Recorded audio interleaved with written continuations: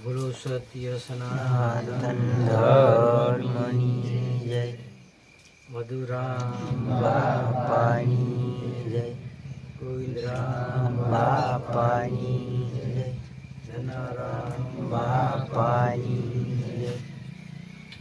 સર્વે સંતની જય. જે આપણે સત્સંગમાં ગયા હોય તો થોડુંક આપણે પહેલેથી જ નક્કી કરી લેવાય કે ભાઈ આપણે સત્સંગમાં આપણે શું કામ આવ્યા હોય.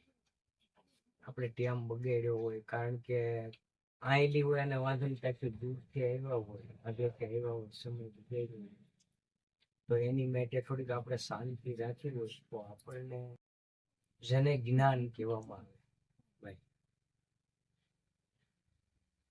કે રેણીના ઘર તો દૂર છે ચાઘર ઉગ્યા સૂર ભાઈ સવાન મૂર્ખ શું કરે કે જેને સમજાય નહીં સદગુરુની સાથ તો શું કરે આમાં રઘુવીર ભાઈ જેવા રઘુવીર રામચંદ્ર ભગવાન મર્યાદા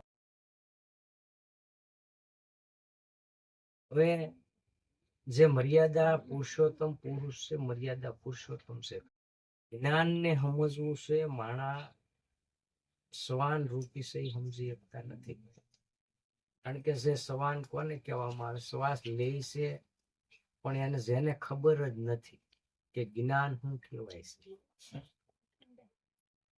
સમજાય કોને કે જે માનવતા લઈ આવે રેણીનું ઘર લઈ આવે કે આગળ ઉગે સૂર કારણ કે સૂર છે એક તમારા એમાં એવો સતત તાર આવેલી રહ્યો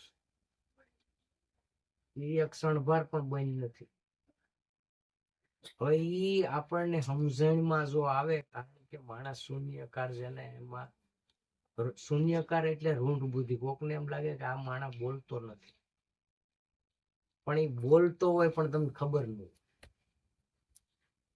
સૂર આરે જેનો તાર હોય એ માણસ કહેવાય જે માણસ નથી શ્વાન કહેવાય હોય માણા રેખા શ્વાન કોને કહેવાય પશુ છે એ શ્વાન છે પશુ સમાન માણસ છે ભાઈ જોતા પૂરતી બોલવું જોતા પૂરતી જ વિચારવું ખોટે આપણા મગજને ટેન્શન થાય એવું પણ નહીં કરવાનું પછી જોતા પૂરતી માણસ બુદ્ધિ છે એ એક ભાગ્યની વિધાતા છે આપણે એમ કહીએ ને કે મારી બુદ્ધિ કોણ છે એ પૂરું મૂળમાં જઈને એનો તપાસ કરવો આ બુદ્ધિ છે એ કોણ છે બુદ્ધિ છે ભાગ્યની વિધાતા છે એ તમારી કલમ ફેરવી નાખે માણસ સ્વર્ગે જતો હોય તો નરકે પણ લઈ જાય બુદ્ધિ છે ભાઈ અને બુદ્ધિ છે એ એક આત્માનું પૂરણ છે શું છે એવું મન છે એ એક માણસનું માઇન્ડ છે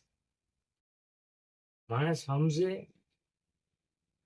વિચારે અને આચરણમાં જે લઈ આવે વાતને તો માણસથી દેવ બની શકાય એવું છે બીજા કોઈ યોનિની અંદર એવું નથી કે માણસ દેવ બની શકે ભાઈ દેવ બનવા માટેનો આપણને સદગુરુ પરમાત્માએ આવો રૂડો અવસર આપેલો છે ભાઈ માણસ કહીએ બનાય કેટલાય જન્મનું પુણ્ય ભેગું થાય તો અહીંયા માણસ જેવો આપણને દેહ મળે ભાઈ 4 યોનિના જીવ છે હવે 4 યોનિમાં 3 યોનિના જીવ છે 84 પાછા જાય છે પણ મનુષ્ય સમજી જાય તો એ દેવ ગતિને પ્રાપ્ત થાય અને પોતે પરમાત્માને પાછો પહોંચે ભાઈ જીવ માંથી શિવ માંથી પરમાત્મા જેને કહેવામાં આવે આત્મા એ કેશો પરમાત્મા હવે આ જીવ દિશામાંથી બહાર નીકળવું આપણે હોય મનનું જે પૂરણ એ બુદ્ધિ છે એ ઘાટ કાઢવા મળે પ્રાણનું પૂરણ મન છે મનનું પૂરણ બુદ્ધિ છે ભાઈ પણ શ્વાસ તમારો ઠેઠ મૂળ સુધી ક્યાંય અડે નો તો એને સંતો કલ્પ વૃક્ષ કહે છે જેને શ્વાસ અને જેને સતનામની કલ્પ પડી ગયો પછી ઈ આપણને લાગે માણસ બોલતો નથી પણ ઈ એના મૂળ સ્વરૂપમાં જ હોય છે ભાઈ મૂળ સ્વરૂપ માણસનું છે આનંદ મંગલકારી ભાઈ આનંદ સ્વરૂપ છે એ કોઈ દિવસ વિકરાળ થવા પહોંચશે નહીં પણ જે ઈ મૂળ સ્વરૂપને મૂકી, કલ્પધારાને મૂકી, સંતોના વિચારોને મૂકી અને માણસનું માઇન્ડ મેકી દે, તઈ એને મહાકાળ કહેવામાં આવે. કાળ માણસના એમાં ત્રિકુટીમાં જઈએ વિરામ પામે, ત્યાં બુદ્ધિ ના હાલતી નથી. બુદ્ધિ હોય તો પછી માણસ કોઈ હારે ઝઘડા ન કરે, કોઈ હારે નબળું વિચારે નહીં, કોઈ હારે નકામો વ્યવહાર ન કરે. એને ખબર પડે હું કે આ જે કાંઈ માણસ છે એ બધા ઈશ્વરના મારું પોતાનું સ્વરૂપ છે. હવે આવું જેની બુદ્ધિ, સંતોએ કીધું કે મન ને બુદ્ધિ વિરામ પામે ઈ પર સદગુરુના વાસા. તમારી મન ને બુદ્ધિ ના હાલે.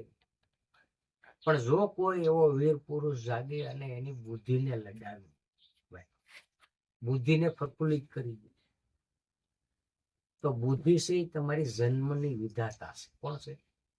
આપણે કઈ ને વિધાતા એ મારા લેખની માથે મેખ મારી દે એવા સંતો શાન બતાવે. ભાઈ તમારી માથે કરોડો કર્મોના થપ્પા ભલ લાગી જાય, તમારી બુદ્ધિ જો એમાં કલ પાડી દે કે અહમ બ્રહ્માસ્મિ તત્વમસી પ્રજ્ઞાનમ બ્રહ્મ, તમારી બુદ્ધિ જો બ્રહ્મ બની જાય તો કર્મોના થપ્પા હોય પણ એની માથે આસન નાખીને બેસે. બુદ્ધિ છે એ બુદ્ધિ કો કે મન કો, આત્મા કો કે જીવ કો, સ્વરૂપ એક, શિવ શક્તિ સ્વરૂપ એક છે ભાઈ. પણ એને પામવા માટે તત્પર સદગુરુની શાન છે.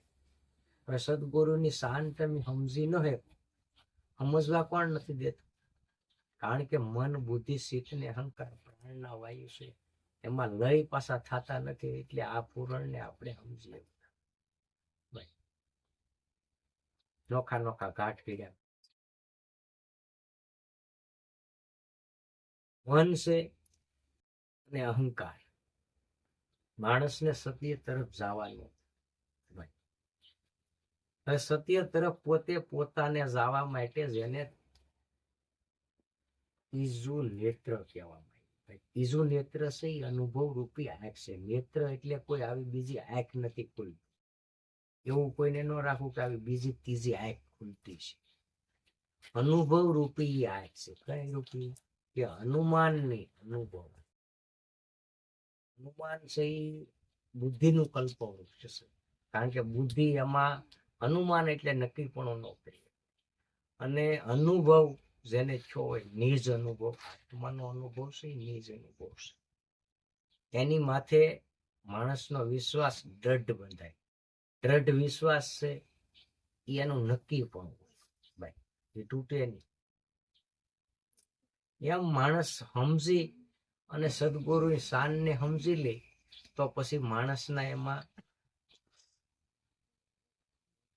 જ્ઞાન ના પૂરણ થઈ ભાઈ. પણ રેણીને જે સમજી શકતા નથી એને જ્ઞાનની આ જન્મેની ઓલે જન્મી વાત. અને જ્ઞાન છે, જ્ઞાનના જે નિજ અનુભવ આત્માનો, એને લઈને જ ઈશ્વર સ્વરૂપ નિહાળવાનું આવે. આનંદ રૂપ છે ઈશ્વર સ્વરૂપ, તમારું પોતે પોતાનું. હવે જ્યાં સુધી આનંદ સ્વરૂપને જ્યાં સુધી માણસ પામી ન શકે ત્યાં સુધી મન ને બુદ્ધિ કોઈ દિવસ વિરામ પામતું